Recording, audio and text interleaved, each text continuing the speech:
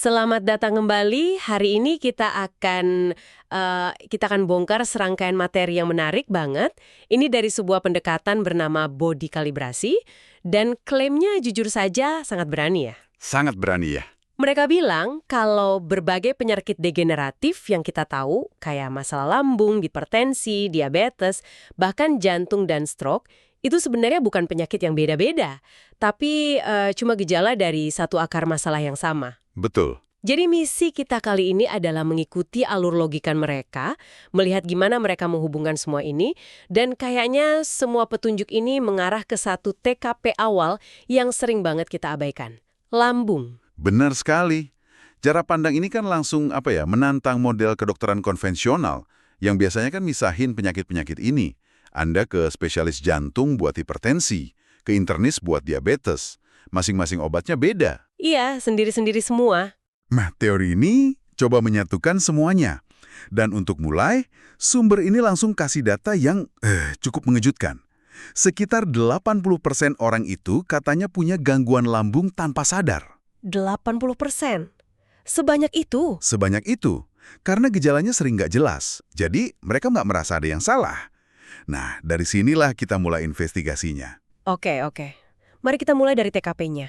Menurut materi ini, apa sih sebenarnya masalah lambung yang paling umum, GERD itu, dan gimana prosesnya? Secara sederhana ya, di antara kerongkongan dan lambung kita itu ada semacam katup otot.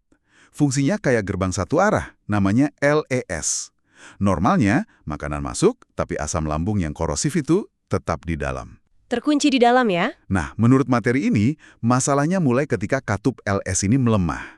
Jadi longgar gitu. Gerbangnya nggak nutup rapat lagi. Jadi asam lambung bisa bocor ke atas, ke tempat yang nggak seharusnya. Dan saya bayangin ini dampaknya bukan cuma rasa panas di dada atau heartburn yang sering kita dengar itu kan? Jauh lebih dari itu. Disinilah argumennya mulai menarik.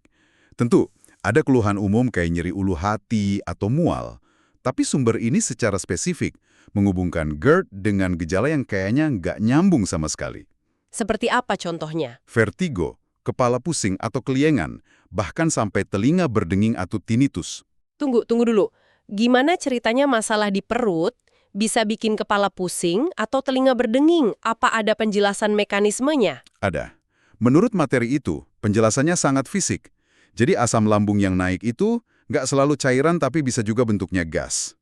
Gas asam ini bisa naik sampai ke belakang tenggorokan dan mengiritasi area di sana.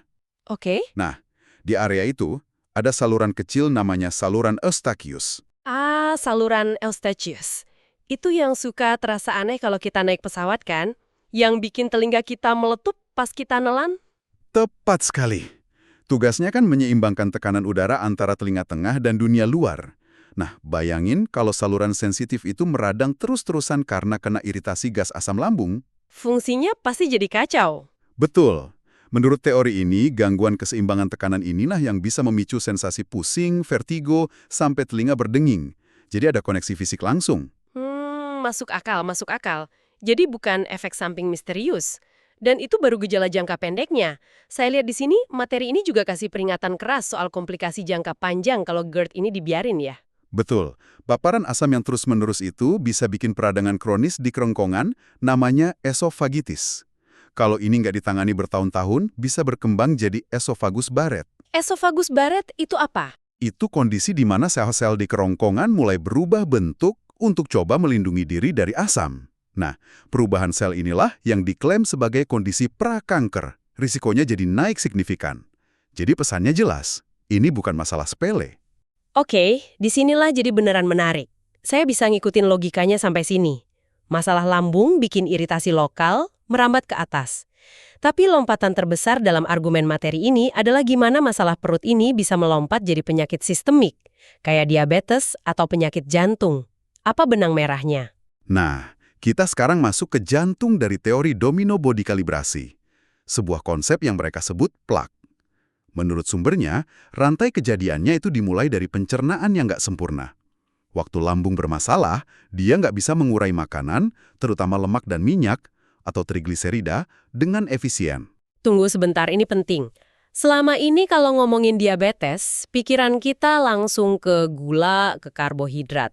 Tapi menurut teori ini, tersangka utamanya justru lemak yang nggak tercerna dengan baik, gitu ya? Persis. Logikanya, sisa-sisa lemak yang nggak terproses sempurna ini nggak bisa dibuang gitu aja. Malah diserap masuk ke aliran darah. Nah, di dalam darah, gumpalan lemak mikroskopis inilah yang mereka sebut plak. Isinya sekitar 75% trigliserida, 25% sisanya kolesterol dan zat lain yang kemudian muter-muter ke seluruh tubuh. Oke, jadi kita punya plak lengket yang beredar di darah, terus apa yang dilakukan plak ini sampai bisa menyebabkan diabetes? Di sini analogi dari sumber ini ngebantu banget. Bayangin setiap sel di tubuh kita itu punya jutaan lubang kunci di permukaannya. Lubang kunci ini namanya reseptor insulin.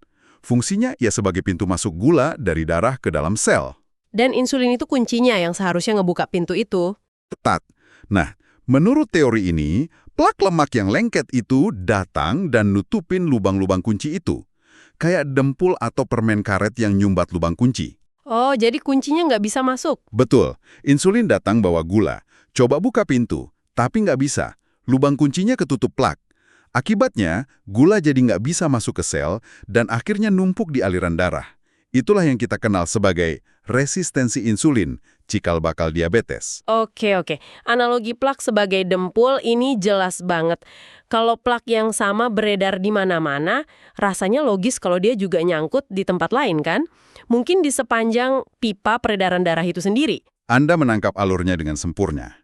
Ini kelanjutan dari efek domino yang sama. Plak itu nggak cuma nempel di reseptor sel, tapi juga numpuk di dinding bagian dalam pembuluh darah. Proses ini secara medis namanya aterosklerosis. Lama-lama tumbukan plak ini pasti bikin pembuluh darah yang tadinya elastis jadi kaku dan sempit. Kayak pipa air yang mulai berkarat dalamnya. Persis. Dan apa yang terjadi kalau kita coba mompa volume air yang sama lewat pipa yang lebih sempit? Tekanannya pasti naik, jantung harus kerja lebih keras. Ibaratnya kita punya selang air, terus selangnya kita pencet di tengah, tekanan airnya pasti ningkat drastis. Nah, itu hipertensi. Analogi yang sempurna.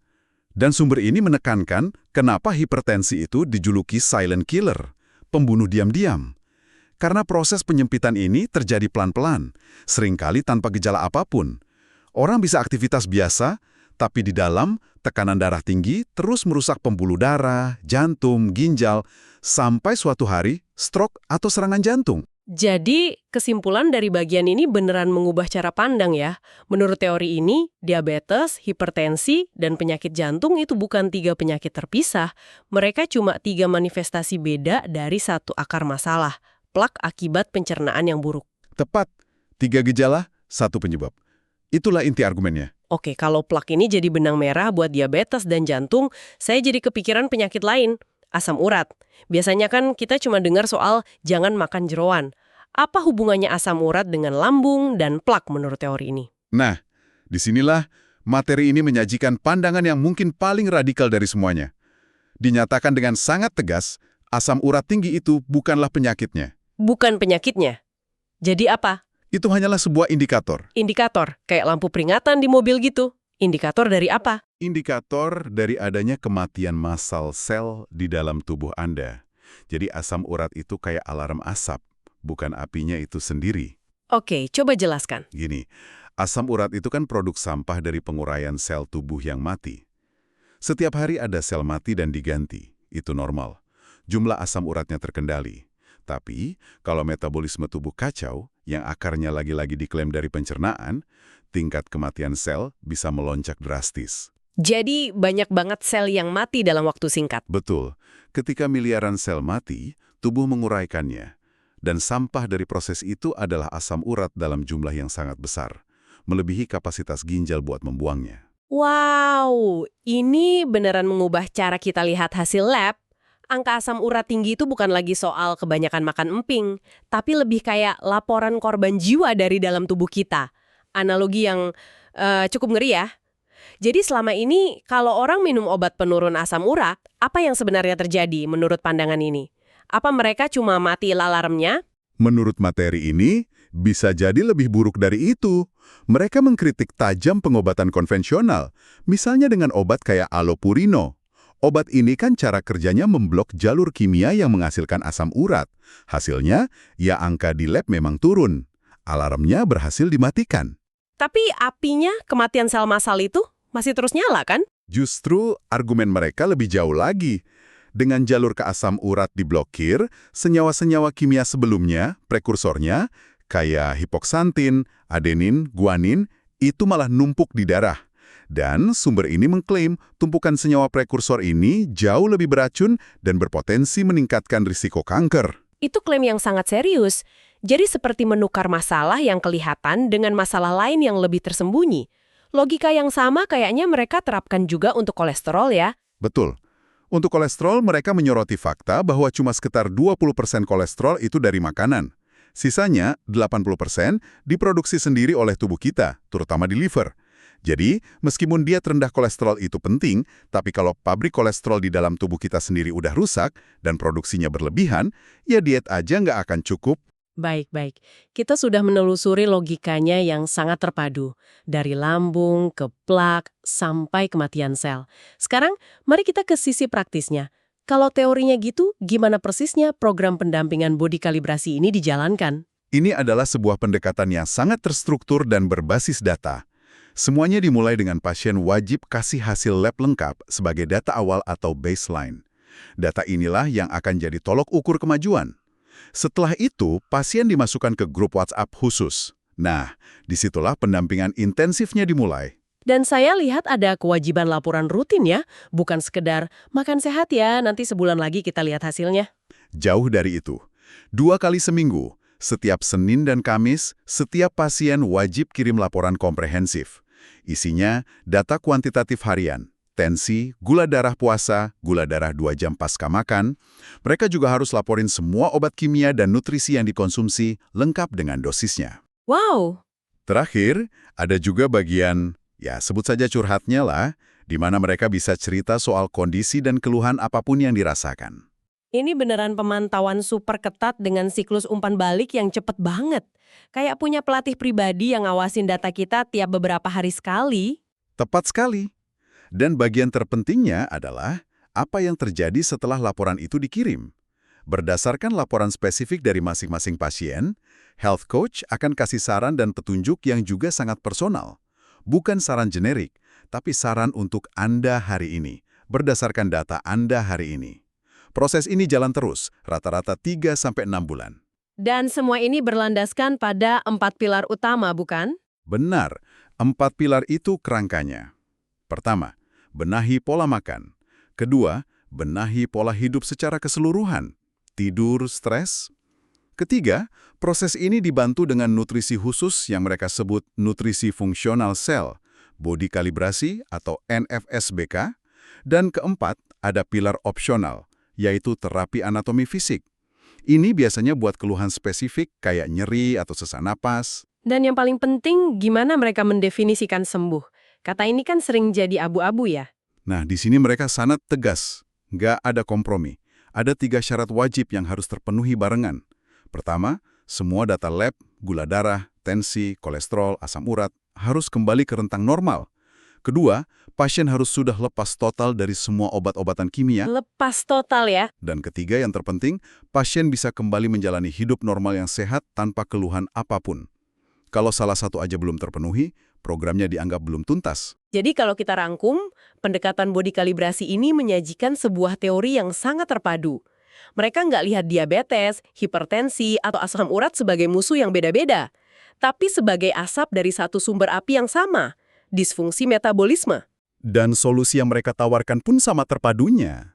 Bukan kasih obat beda-beda untuk tiap asap, melainkan dengan sebuah program pendampingan intensif yang tujuannya memadamkan api itu dari sumbernya. Targetnya pun ambisius, bukan cuma mengelola penyakit, tapi kesembuhan total sampai bisa lepas obat. Ini adalah perspektif yang sangat berbeda ya. Mengalihkan fokus dari sekedar menekan gejala ke upaya memulihkan fungsi alami tubuh. Betul. Dan setelah kita bedah semua ini, ada satu pertanyaan penutup dari materi ini yang menarik untuk Anda renungkan. Ini disarikan dari semangat materi yang kita bahas. Kalau memang banyak penyakit kronis yang kita kenal punya akar yang sama di dalam sistem metabolisme kita, seperti yang disajikan materi ini, Apakah ini berarti cara pandang kita terhadap kesehatan dan pengobatan yang seringkali fokus pada gejala individual perlu dipertimbangkan kembali secara mendasar?